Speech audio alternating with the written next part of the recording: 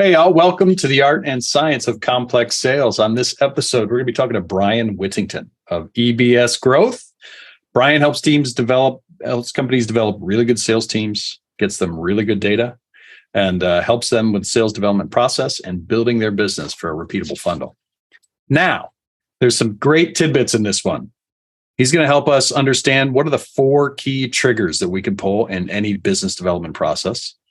We're going to talk a little bit about the fact that omni-channel, in his opinion, isn't the way. The right channel is the way.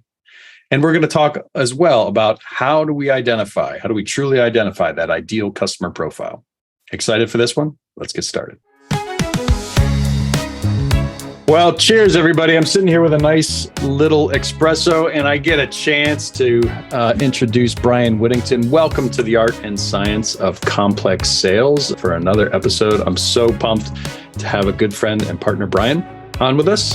And Bryan, you are much better at giving an introduction of yourself than I am of giving an introduction for you. So do you mind diving in a little bit for the listeners on who you are?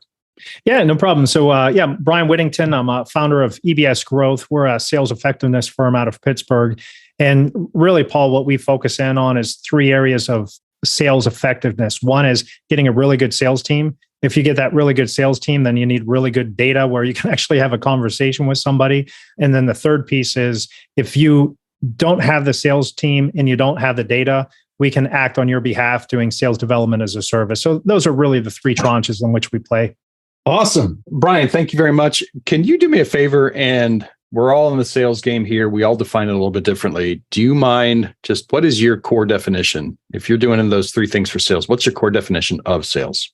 Yeah. So sales is not marketing. Sales is not negotiating. So that's what it's not. I would really look at sales as a really project management with human relationship skills is really what sales is. From the cold outreach, so if you're doing full cycle sales, that includes from outbound cold calling, cold email, lead generation, all the way through to pipeline management and close. I would also include sales as that account management or customer success of cross-selling, upselling. So that's where sales, I would say, plays. And each one of those, whether if you're prospecting only as an SDR, BDR, or if you're pipeline only as an AE or even a prospecting AE, or if you're cross-sell, upsell as an account manager, customer success, you still need to do all the same things. You need to identify a problem and help them to identify that root cause of the problem, right? So that gets into the project management of identifying what it is. And then the best solution, whether yours or somebody else's, the best solution, uncover that. And then make sure if you're the right solution, that you help them to have that emotional, compelling reason why to act and act with you if you're the best approach. If you're not the best approach, then be a good integrity-filled person and say, you know what, we're not the best here. Let me recommend this person and then you're going to have the best evangelist ever. So you won't win on this round, but the next round, you're going to have that win plus all of their friends and family coming to you, you know? That's a really unique definition. I've never heard that. So project management with relationship skills tied in. So what is one more important than the other? Like, how do you look at that in your world? Well, so I would say you don't have to be terribly relational. I think most people, right? I'm going to get the police called on me for saying that because everybody says sales is all about the relationship. No, it's really not. If you are in enough pain, if you have a big enough problem, you'll do business with somebody that you don't necessarily like. I would rather say that sales is based on trust. Have you built up that environment of trust, comfort, and credibility at a peer-to-peer level?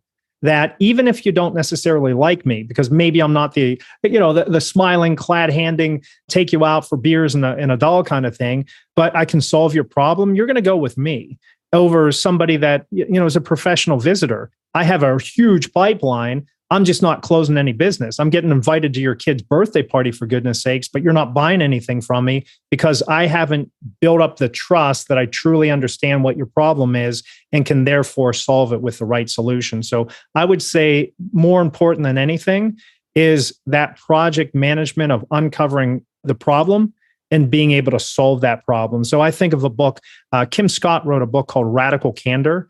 And in Radical Candor, that's where you can be assertive, not aggressive in your language. I'm going to assertively ask you hard to answer questions and challenge your assumptions to make sure that we have it right. That's assertive with human relationship. But obnoxious aggression, that's the second best, where at least you know what I'm coming at you with, so you can make sure that you get the problem solved. So the rest is just, trying to be friendly for your own selfish interest, which I disagree with wholly.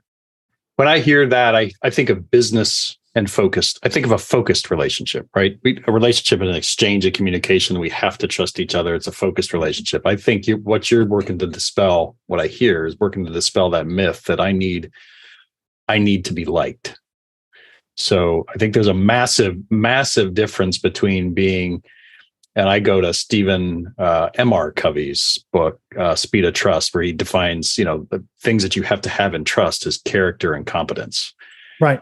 Right. So he defines those pretty clearly. And he doesn't put character, competence, and friendliness, right? Or likability, those are all things that happen. But tell me a little bit more about that concept, because I know you're also one of the things that we have connected on is you use these OMG assessments before. And one of their things is this idea of need to be liked in sales. But what does that mean to you? So when you dive in, I love that idea of radical candor, obnoxious aggression. I've got to read that book, but tell me more about that. Like sales need to be liked, this idea of being able to be respected, not liked. What does that mean to you? Yeah. So I have two lovely daughters, and I would rather them be respected than liked. Right. So that's the kind of the way that I look at the difference. If I'm worried about being liked, then let's take this in a couple of different tranches.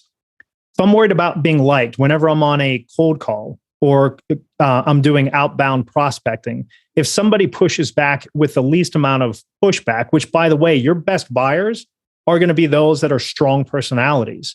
So if I say, oh, okay, I caught you at a bad time, or, oh, okay, you're not interested whatsoever, without being able to ask a follow-up question that is for their benefit, right? If I'm a high need for approval, I won't ask that question. If I get an objection, I won't answer it. If I get a price objection, I'm going to cut my costs. And if we put that into the sales pipeline, well, now I'm not going to ask for introductions to multi-thread this. I'm not going to ask for next steps. I'm not going to ask those hard questions. And I'll just take that smoke level, that high level, oh yeah, it works. Well, help me understand, if it works, why are we seeing these results? Somebody with a high need for approval won't have the confidence to ask that question because they're scared of upsetting them. And in reality, you're so worried about being liked that you won't be liked because you're not helping them. And it's really hard to get over that, because most people get into sales because they're told, hey, Paul, you're really good with people. You should get into sales. That's not the case at all, right? The reason that you should get into sales is because you're skeptically curious about what's going on, and you love to problem solve, and you can take them through that path, and you have the integrity to give the right solution, whether yours or not. So that's really the way I look at that. But if you have a high need for approval, you're not asking for the business, you're not asking for the next steps, you're not overcoming those objections, you're not asking the right questions to overcome or to answer their questions properly, because you're too scared about thinking what you're going to say, as opposed to dealing with that because you're trying to be liked. So it's a pervasive cancer-like that really needs to be eradicated from sales. I have been recently talking, and it's on a number of these podcasts. I'm so in line with you. Like I've been talking about this idea of cognitive empathy versus emotional empathy. I take it from there's a Friedman who did a great book, and the title is escaping me right now, and I'll for anybody that's listening, I will make sure we put this in the chat. There's a great book where he says that weak leaders essentially lead from the lowest common denominator. And the lowest common denominator, a lot of times, is human emotion in the moment, right? And so when we lead from that human emotion in the moment, which is a lot of people are saying empathy. You need to have empathy. You need to understand what people are feeling and how people are feeling it and why they're feeling it. That's incredibly important. And so that's what we call emotional empathy, right? Incredibly important as a leader. But when you're making majority of your decisions based on that, and a need to be liked is that lowest common denominator, right? Then you're not setting yourself up or your company up for a vision-based success plan, right? Because you're always that vision is not going to feel good at any given point. But the idea of cognitive empathy is being able to understand why they put themselves in those shoes. So like cognitive empathy with a CEO, to me, is amazing project management. That's how I'm delivering that, which is how we walk a path together that I know enough about you and putting myself in your shoes. And I know that I need to know enough about you that I can ask those hard questions without being afraid, which fear becomes that again. If I lead with that lowest common denominator, fear, I'm not going to get to that point. So the point I guess I'm trying to make is I'm in complete agreement on that need to be liked. And it also becomes that lowest common denominator, right? It is that because it's a fear-based response. It's, oh my gosh, somebody won't love me. And the book is called A Failure of Nerve by Edmund Friedman. So I knew it would come up. But so let's dive in a little bit on your spot in sales, because we spent a lot of time on that definition, and we could talk years on that. But I want to dive into like, where is your fit now? How'd you get started, and where is your fit now in this amazing profession we call sales? Yeah, so I think like most, I accidentally got into sales. Right, I've always been around sales. My mother was retail sales all of her life, and I didn't really know what I wanted to do whenever I grew up, and ended up getting into sales, but I went retail sales, right? Because that's what I knew. And you talk about a rough lot. I was 21 years old, making maybe 30 grand a year, 35 grand a year. As a 21-year-old, you're like, woohoo, that's good. That's a good amount. And then it hit me, oh my gosh, this is going to be the rest of my life for the rest of my life. And I loved travel. So I ended up becoming a pilot of all things with the military. But I didn't know that about you. Yeah, if you look back here, so I was a glorified gas station attendant. I flew KC-135s. Are you serious? That's awesome. So I flew KC-135s with the Air National Guard. But the cool thing about the Air National Guard, it's a part-time gig. Mm-hmm. Well, I read this book called The E-Myth by Michael Gerber, and I fell in love with entrepreneurship. And I just jumped into it. And that was about 2002. I started my first entrepreneurial venture. Ended up in real estate because this real estate was hot, became a real estate agent. And I remember it was the first year I was a real estate agent in 2005. I asked one of the agents, I said, how do you plan this out? I mean, your ebbs and flows, your 1099, how do you hit consistent revenue? And he looks at me and goes, I have no idea, kid. And he's been in this industry for years and years and years. Lo and behold, I came to find that most real estate agents, they sell about 2 or 3 houses a year, right? And back whenever I started, you could not survive off of that. So I accidentally became Rookie of the Year just from hustle and asking people questions. Well, in 2008, that's whenever the market really tanked. Yeah. And I ended up having to close things down because I went way overboard and tried to build up multiple different businesses. I was running like 7 businesses at the time. Just got overextended, and whenever the bottom fell out, there went everything. Well, I ended up getting in or finding out about this group called Sandler Sales. And I ended up finagling away because I was just broker than broke at that point, right? Everything fell out. I had to close down the businesses. Finagled a way of getting into Sandler. And within 2 weeks, I thought, oh my gosh, if I would have known this would have transformed everything. Because from that 2002 to 2008, I thought that you had to be liked. And I'm sometimes not the most likable person. Ask my wife and kids, right? So that's what I thought you had to do. And then once I went to Sandler and found out there was sales methodology, the thing that I learned from flying was being a flight instructor, the best way to learn is to teach. So I ended up becoming an associate with Sandler so I could teach sales. And that's the way I really started to learn. So that was back in 2009. And I've just absolutely been a student of the game. of sales since 2009. So really started tinkering it with it about 2005, 6. I thought I knew what I was doing. But once I hit Sandler and there was a methodology to it, and here's a big thing. I don't care if you do Sandler, Spin, Gap, you name it. They're all more or less the same fundamentals, but get a good methodology. And your methodology is not your sales process, was what Paul's going to probably talk on too. Your selling system tied with your sales methodology. If you do that well, you'll be effective in sales.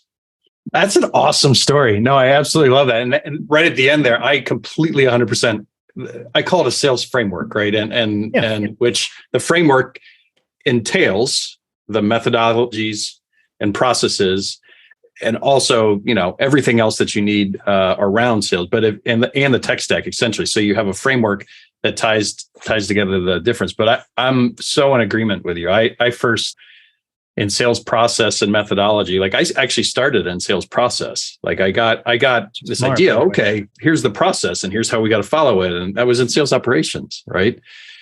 But I didn't understand that big gap.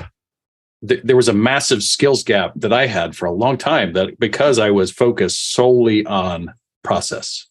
Mm-hmm. And I was the same thing. It's like, I need to be like, but wait, I followed these steps, but okay, I didn't follow them skillfully, and I didn't follow them in the right way. So how do you help people then today? What's your role? What's your role right now in the overall sales game?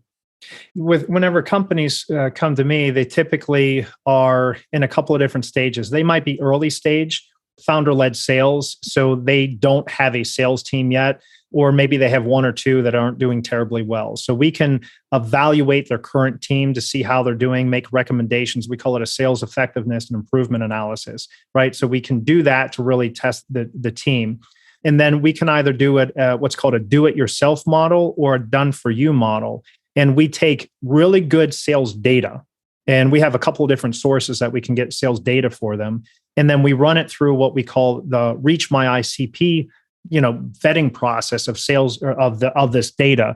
And as you know, Paul, what this does, allows us to know if the person is going to answer their telephone, if they're going to be likely to be engaged on LinkedIn, if you can only email them because they're not going to ever answer the phone or be on email, or on LinkedIn, or if you have to do the most costly approach, right? For years and years and years, all of these gurus were saying omni-channel, telephone, email, LinkedIn, right?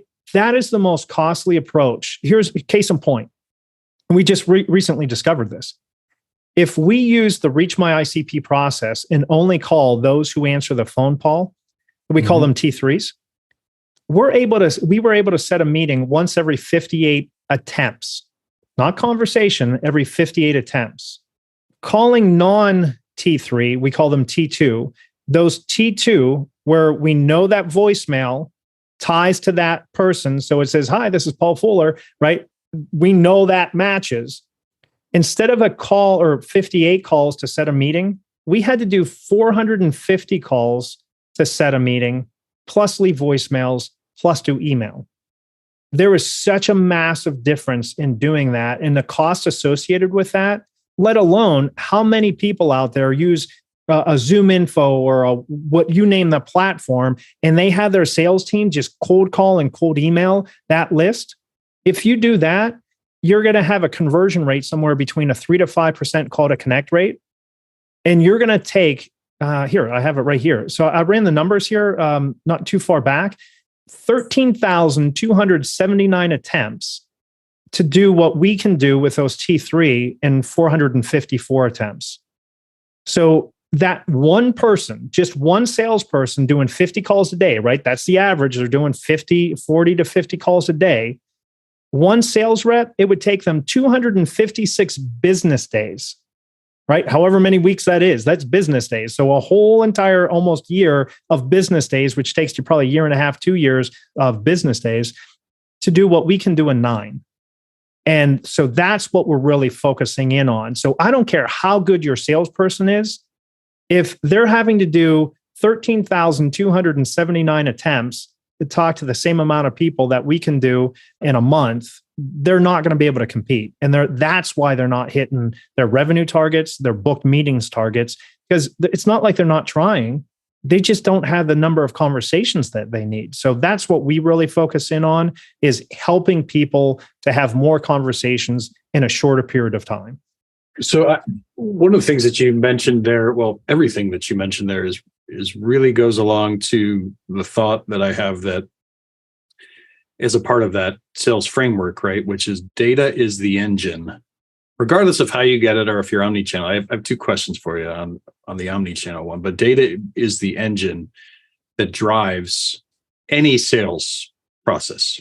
Like if you think about it, and when we talk about data, it's who is the ideal customer?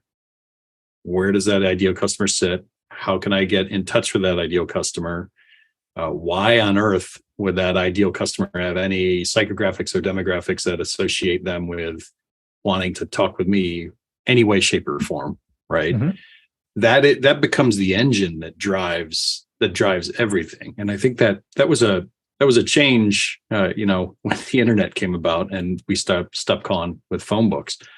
But how did you come upon this method for getting good data into a salesperson's hands? Like how on earth did you ever find this? So there's really only 4 levers that you can pull. Okay. Whenever you're prospecting, there's only 4 levers. One is your target list. So that's your market. So I call it the 4 M's. It's your market. It's the medium through which you reach the market. It's the message that you send through that medium to the market. And then the 4th is your messenger.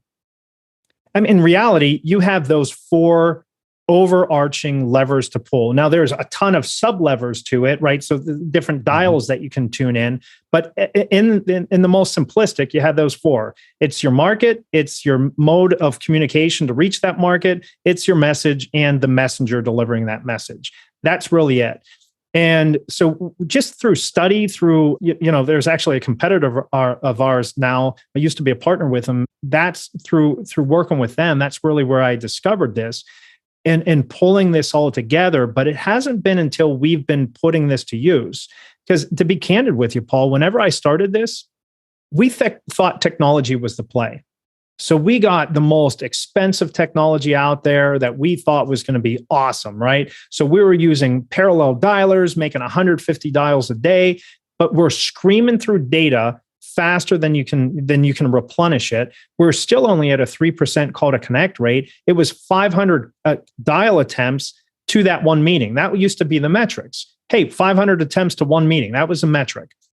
Now what we've been able to do is because of what we learned in using this methodology of identifying only those who pick up the phone and then only calling those who pick up the phone, that's where we've been able to convert this to a meeting every 58 dials. And we're pushing for 1 to 2 meeting every 12 conversations.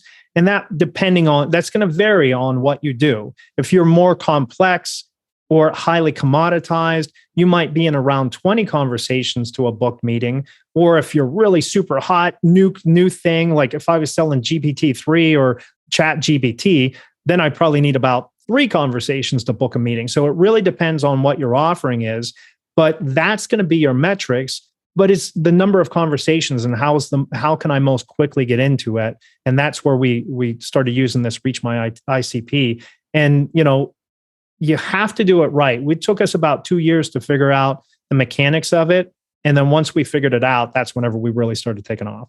You said something a little earlier that caught my ear, and it's going to catch a lot of people's ear, which is omni-channel. You need to be everywhere. And you said, no, you don't. Like, tell me about that. Because that is one thing I'm really keen on. Like, I love where we're going in sales, which is we're getting to a point where we can more effectively reach the people that need to be reached with the right message at the right time, and do so across channels and do so in a more human way, right? I love the fact that we can do that these days. Do so, the fact that we can have a conversation. You said it. The conversation is, I always say the business conversation is the critical currency of all business. right? That's where it starts. Nothing happens without it, right?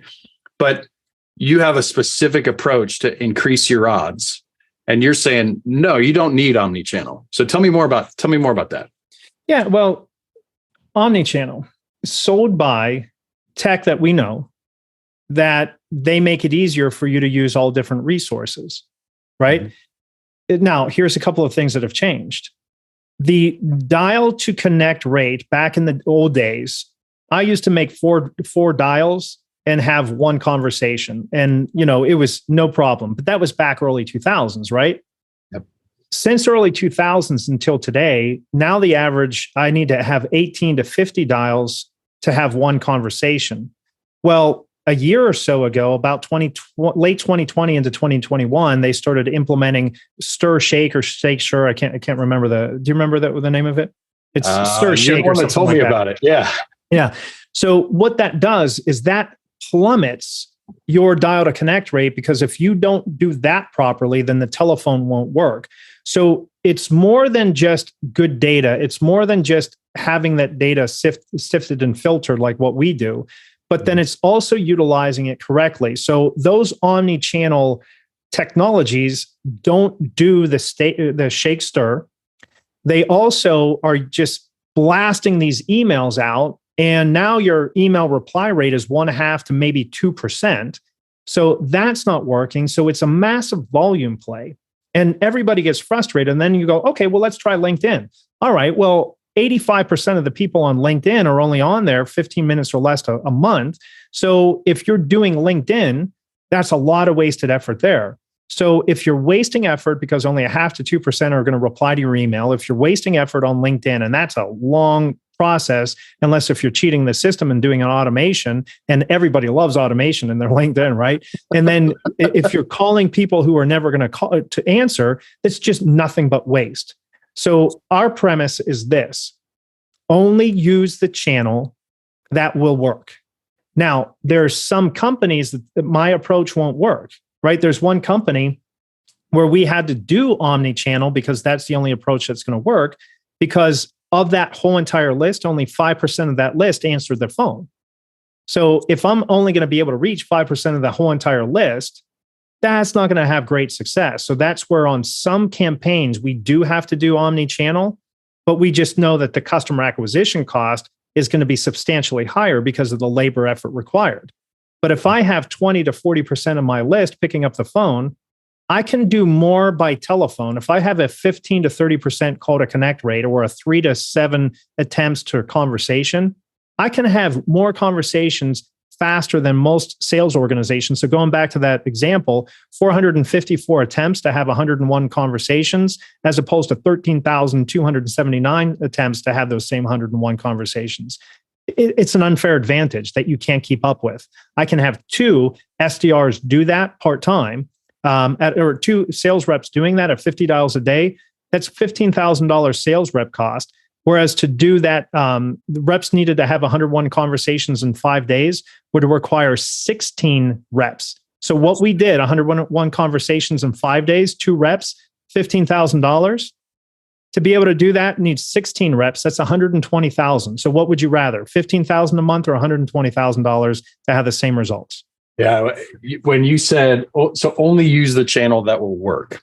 That is awesome. And I love the 4 M's. So that's going to be one of the highlight reels that come out of this, pod. But market, medium, message, and messenger, having those 4. Do you have any sort of scoring system, or how do you look at that when you're getting into an engagement and you're getting into start, leveraging how do we leverage the resources that we have right now to go make an impact, right? That not everybody's going to be perfect for outbound dialing or outbound phone calls. That everybody's not going to be perfect for LinkedIn. How do you look at the right market, the right medium, the right message, and the right messenger? So on the target side, let's hit that because that's likely the most important. If you don't have right target, meaning if you don't have your ideal customer profile, if you don't have your intimate understanding of who will care about this and why, you're going to miss. So that list, that target, knowing your market, the approach who to approach in your market. That's the most important. If you miss on that, I don't care how fancy your tech stack is, how good your sales team is, how good your messaging is. If you don't get that right, nothing else will work. So that's step number one. Step number two is taking that intimate knowledge and being able to uncover the why somebody will act. And we put that in a message. So if you have an easy approach, the nice thing is if that same messages matches each and every single one of the ideal personas to go after, easier. If not, then we have to have a couple of separate campaigns. So right message to that market. That's I'd say that's third most important. Second most important is knowing the best way to approach that person through the mode. So telephone, email combo with voicemail calls, or LinkedIn. So that's the third piece that you need. And then the fourth piece is the messenger. And believe it or not, I used to think the messenger was the most important. The messenger is actually the least important. If you have the right target with the right message and you're having conversations, even bad salespeople can have enough conversations using the right message to the right targets to convert. So step number one, right? I'm working with you, and I'm not asking you to give up any secrets, but somebody listened to this and they're saying, all right, and I've done this, you've done this, hundreds of people have, thousands, millions of people have done the exercise to reach their ideal customer profile and look at that. Do you have a most important or a couple of most important thing in looking at who is my ICP and doing that exercise? Like how do you start that for somebody? So a couple of things. One is I'm going to look at my go-to-market strategy. Okay. If I can get a little bit into the weeds here. Yeah. I'm going to look at my go-to-market strategy, because depending on my average contract value is going to depend on my go-to-market strategy.